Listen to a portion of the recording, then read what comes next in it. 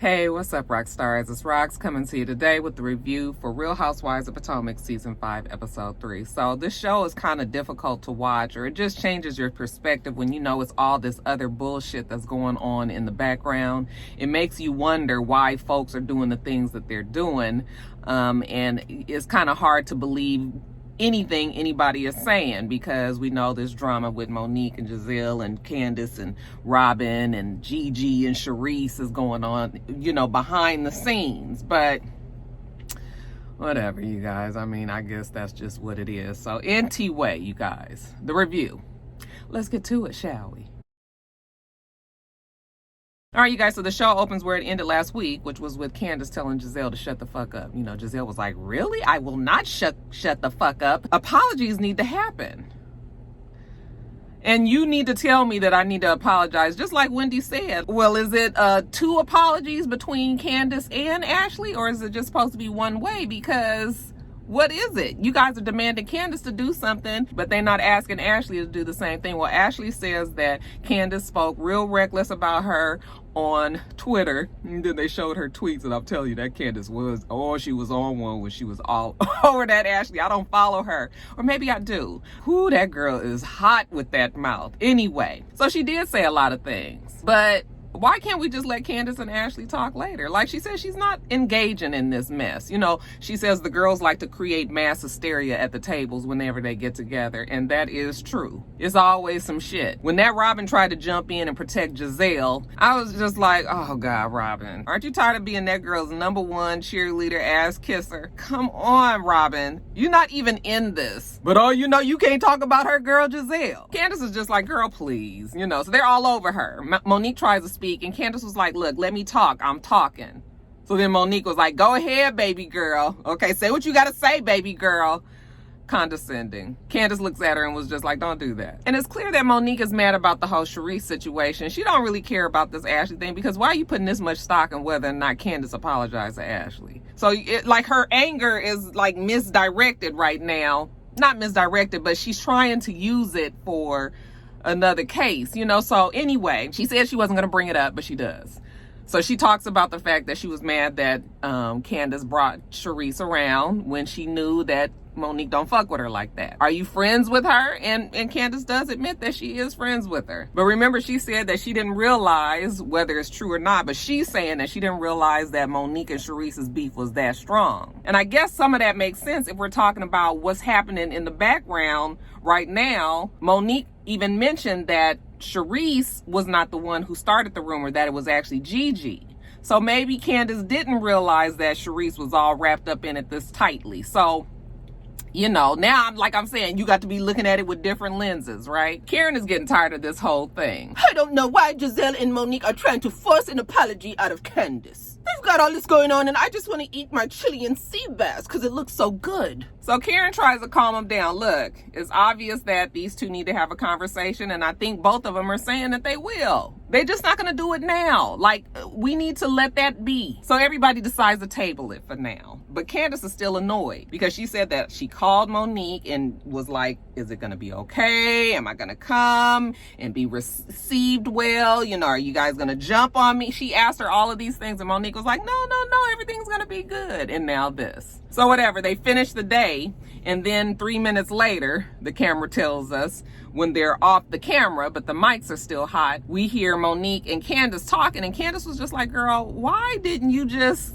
be like, why did you invite that hoe? Okay, why couldn't you just come up to me and talk to me like that instead of us going through all of this? And Monique was just like, no, I'm going to talk to you off camera. And so Candiace says that Monique is different in front of the camera and off camera, which I'm sure that all of them are. But Candiace says it for it to mean that she can't be trusted because she's too tiny. Now jumping over to Ashley. Ashley and Michael, they go shopping because she's having this sip and see for little baby Dean, and she wants to make sure that he looks his best. All right, so they're talking about people coming over and her having all this anxiety about other people being around her baby. She's shielded him, she's protected him thus far. She's worried about people touching him when they come over for the party. You know, absolutely cringes at the thought of somebody kissing her baby. And I was just like, who kisses babies?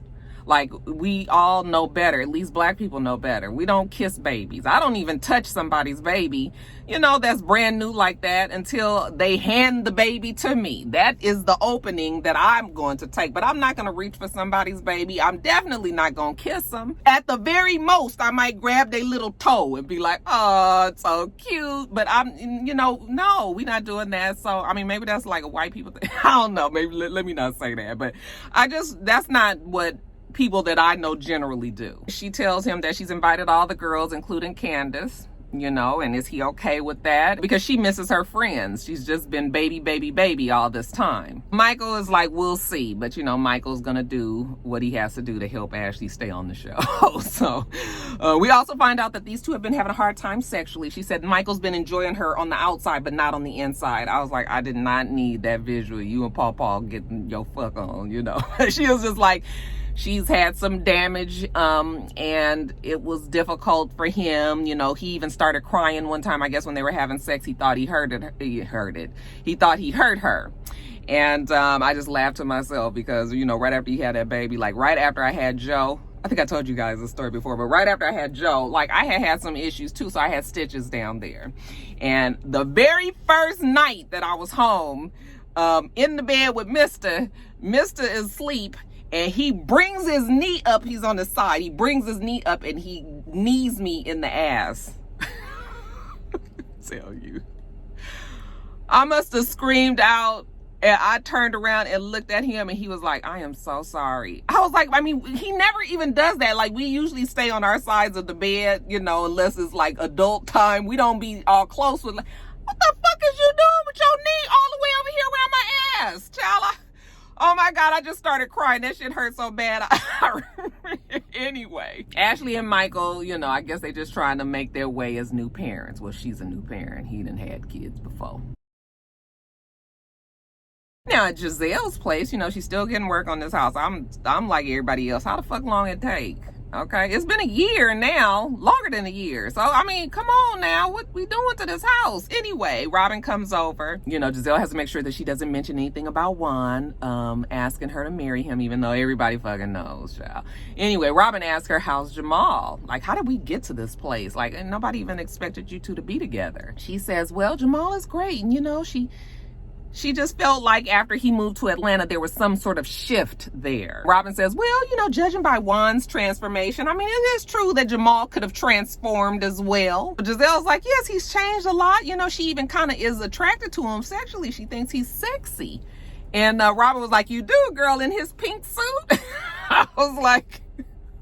Then we showed a picture of the pink suit. It's all tuckered and, you know, kind of looked like a dollar bill from Players Club.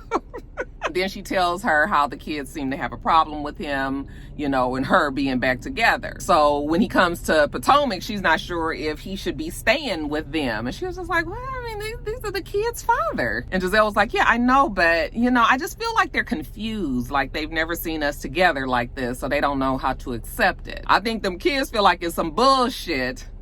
And they just waiting for the other shoe to drop. But Gizelle tells Robin that she feels like the girls are almost forcing her to make a choice between the two of them. Well, between them and him, okay, the two sides, instead of them all just being one big happy family. So there's that, all right? But later on we see that Gizelle, it's her birthday. She's all dressed up in her Versace finest, I think that was. And she's got the girls in the car with her. They're being driven to a location. They're actually getting on a boat with Mr. Jamal for her birthday. She was like, have we ever done anything for my birthday, you know, with your dad? And they're like, every year.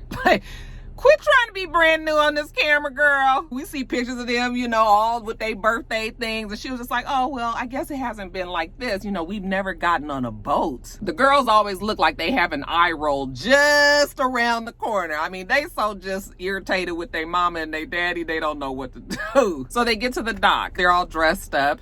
And Jamal comes out and he meets them up there and he tells them, you know, we're going to get on the boat there. The chariot awaits. She was like, what boat is it? He said, that one there, the water taxi. She was just like, the water taxi? I'm kind of dressed up for the water taxi. Okay, but they get on and they've got it. you know, fancy for them. It looks like he's rented the boat out so that they can have dinner on it. So it's nice enough. They're sitting there enjoying their time. That's Gizelle's birthday, Jamal, you know, because even the girls said they feel like he's always trying to impress Gizelle by doing things for them. Well, he turns around and tells them that he's bought a restaurant for them and put it in their name. So now they are the official owners of a restaurant in Atlanta. And they actually are excited about that. That's actually dope. Like, I want to be able to do those kind of things for my kids as well. Gizelle was just like, this ain't really, like, this is my birthday. I mean, it's good. But I was like, girl, well, who told you to go on like this romantical date with your whole family? Like, we can do some cake and ice cream at the house with the kids, and then you and your man could go out. But I guess she's trying to continue to bring everybody together so the girls can get more comfortable with it. But I was just like, you can't have both. But you thought you was gonna be partying and everything and you got the kids there? So anyway, they're about to leave and the girls go off to the bathroom, and so she's talking to Jamal, and Jamal was like, well, when's the last time you've been happy? And she's like, excuse me? So the only time that I'm happy is when I'm with you? He was like, well, no, I'm not saying that, but I mean, everybody says that you look way happier, you know, now that you're with me, okay? You smile more and everything. I was like, Jamal, I'm sorry, I'm gonna have to correct you. Gizelle is always happy when she's got a man in her life. You know, she acts this way when she's with any man, so I don't know if it's exclusive to Mr. Jamal Bryant, but I mean, if that's what he thinks, we gonna roll with that.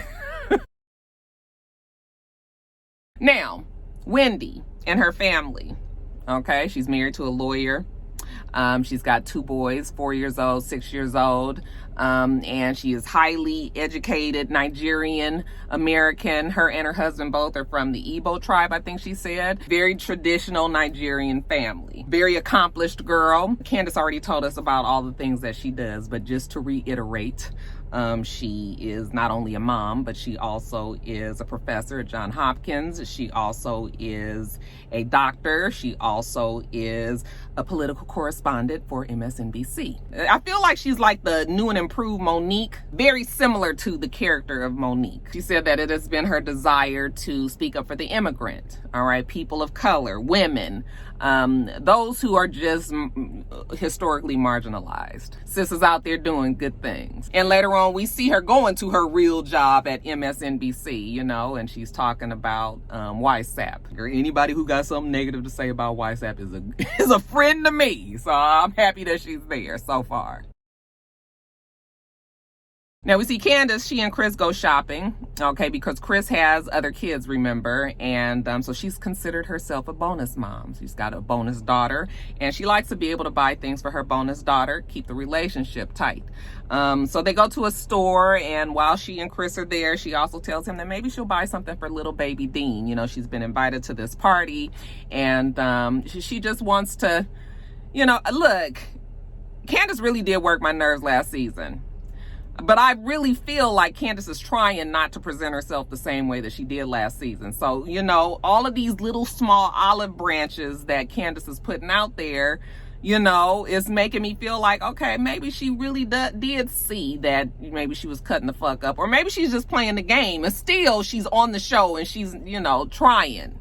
As far as the show is concerned anyway. Chris tells her that's a step in the right direction. You know, maybe she is trying to let bygones be bygones and you guys can start over. She also mentions to him about Monique and how she's a flip-flopper. Kind of acts one way some days, another way some other days, and she just can't really trust her. So she's decided that the girl is not really a good friend. Chris says, well, don't let them bring you down. Don't let them take you out of your character. Don't let them, you know, don't let them make you act the fool that you did last season, basically. Show them that you've grown. And then you guys, we see Monique, that damn bird T'Challa. I mean, you know, I'm just like, it's so weird. You know, I've had birds in the past. My mom and dad used to buy me parakeets. So parakeets are not the same as parrots. I understand that. You know, parakeets are just like, I just don't understand the bird as a pet. I know a lot of people have them. I'm just not partial to birds. And I love all animals, you guys. But anyway, the damn bird is boo-booing on the fucking paper. And I'm just like, can we get past this?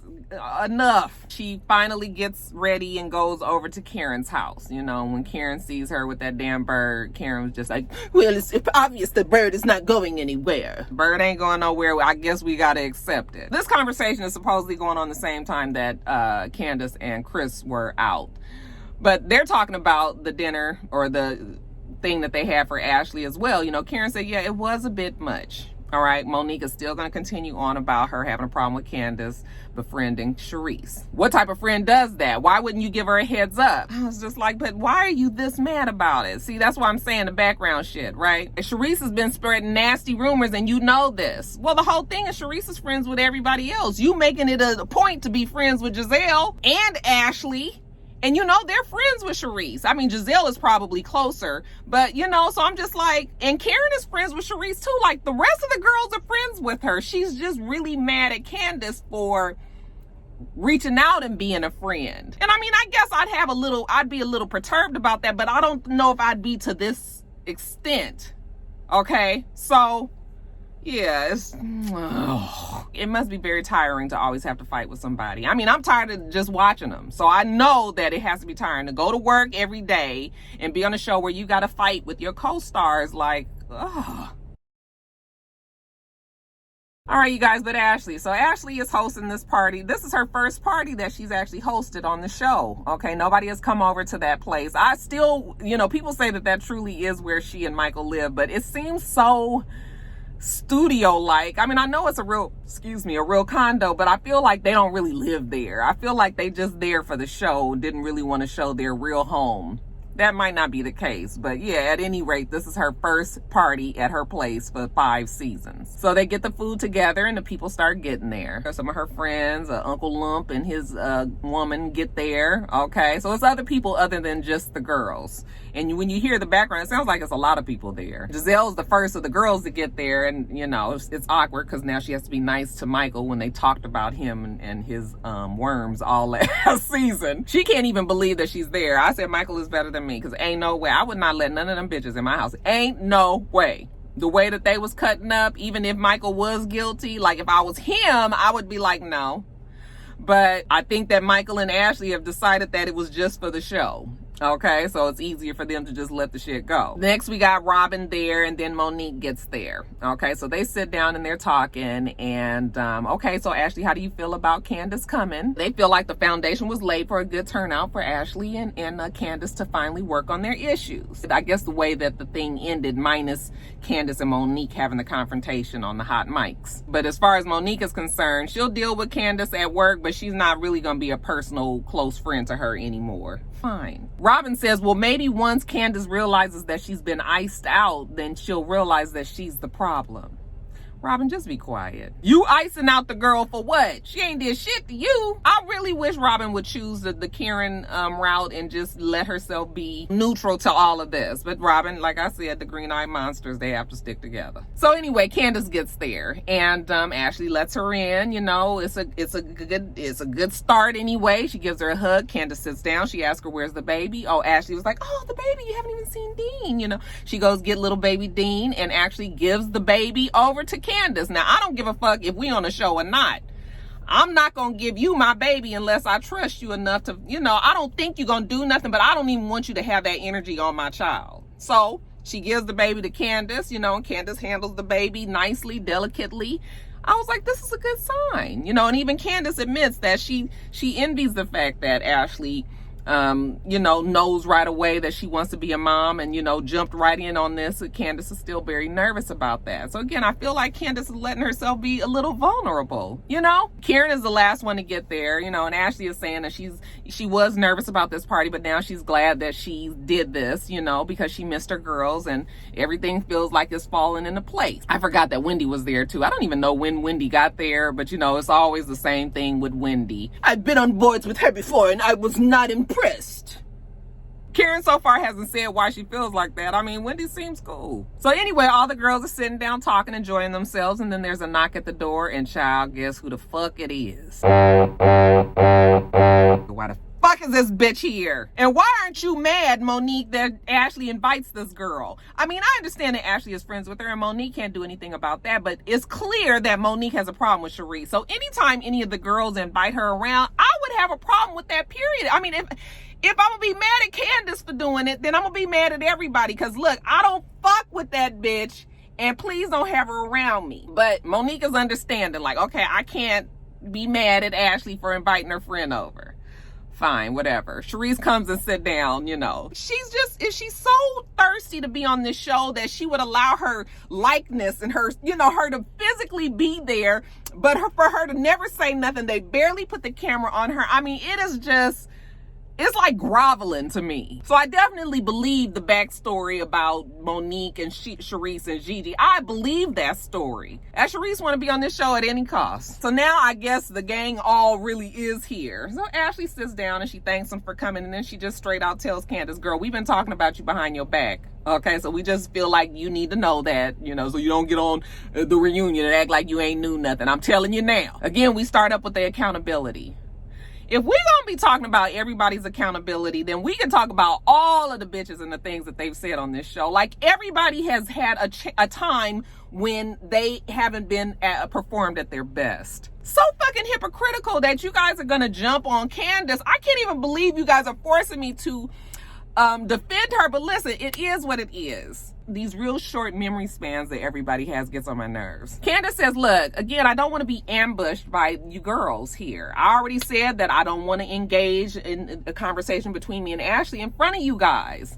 Well, I guess they all feel like she's supposed to do that in front of them. And you know what really gets me is the fact that Candiace is the youngest there. Now she's not a mother. So really she is I think they look at her like she's the lowest on the totem pole now. So they treat her like a child. And so far, she hasn't presented herself in a childlike way this season, you know. So, you know, the whole down talking and being passive aggressive because Monique is passive aggressive with her. She's mad about something totally separate than this Ashley situation, you know. So Wendy was just like, well, let me ask you something, Candiace. Do you feel like these girls are your friend? And she was like, well, you know, now that I really think about it, no. So they're going on and on and talking to her. You know, Candiace was just like, I'm not doing this. So she gets up and she's leaving. They're like, oh, why is she leaving? You know, Gizelle, she's a 30-year-old, 14-year-old. Nothing is more annoying than to be younger than everybody else and everybody writes you off because you're younger. Just because I'm younger than you doesn't mean that I don't make more fucking sense than your old ass. It's like a mob mentality. I feel like if everybody would just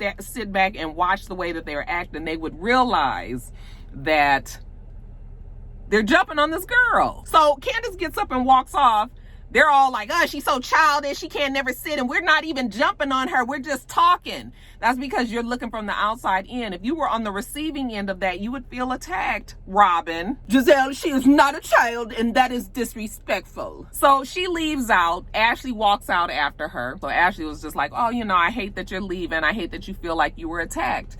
And Candiace was like, well, I'm not about to start crying or anything, but, you know, why is it that we can't talk about the baby and why we're here? Like, you know, why is it every time we get together, it's about me having to apologize to you when really we both have things that we need to apologize to each other about? Okay, and then why do I have to do that in front of these girls? You know, I don't want to do that with the group. And Ashley understands. Ashley is so hard to read. You don't never know if she's genuine or not, but she seems like she is there. So when these two actually sit there, you know, Ashley's like, well, can we talk about what we need to talk about since it's just you and I? And she said, well, I really still don't want to do it now because, you know, it's still all that shit in the background. That conversation is probably going to need to be longer than like 10 minutes that you'd be out here with me. You know, you got to still film the show inside. So let's not do that right now. Let's just schedule it till later. And Ashley says, okay. So, you know, if the girls weren't around stirring the fucking pot, maybe Candiace and Ashley could move it on along and at least agree to disagree and be okay around each other in that, you know. But y'all inside, that Gizelle constantly stirring the pot. Now that Ashley and Candiace not here, we got Charisse and Monique. Let's get on to fight number 2. So when she was saying that, you know, when Charisse came in, you know, Monique didn't even speak to her. Like, let's address the elephant in the room. And Monique was like, Gizelle, leave it alone. Oh, you was just trying to be her friend.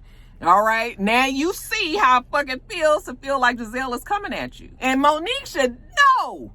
Ain't no way I would try to befriend that bitch, especially if all this stuff that she's talking about in this whole backstory about just the Gigi and the Ain't no way I would trust Gizelle. No way. Job or not. Okay, so Gizelle is trying to force that conversation, and Monique was like, well, now I gotta leave. Oh, are you a child as well? Come on, Monique. Don't make me be mad at you all this season. Keep that shit real. If you're gonna be mad at everybody. You know, so when she walks out, Karen was just like, so, Charisse, you don't know exactly why you guys don't speak? Saying she has absolutely no idea why they don't speak. Girl, please. All right, you guys, that is it. Let me get off of here and get this edited. Make sure that you rate, comment, and subscribe to the channel. I'm itsrox. The channel is for itsrox, and everything else I do will be in the bottom bar. All right. So I hope that you have a wonderful, wonderful rest of your day, and I plan on doing the same. Till next time, Roxstars. Bye.